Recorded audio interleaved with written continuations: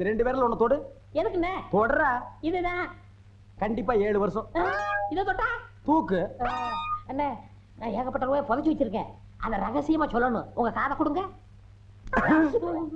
ஏண்டா கழுதுவாயா, அதுக்கு எவனாவது ஏமாந்த இருப்பான் பாரு.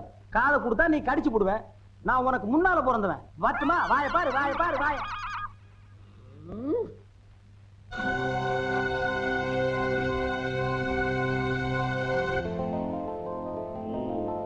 ரொம்ப சந்தோஷங்க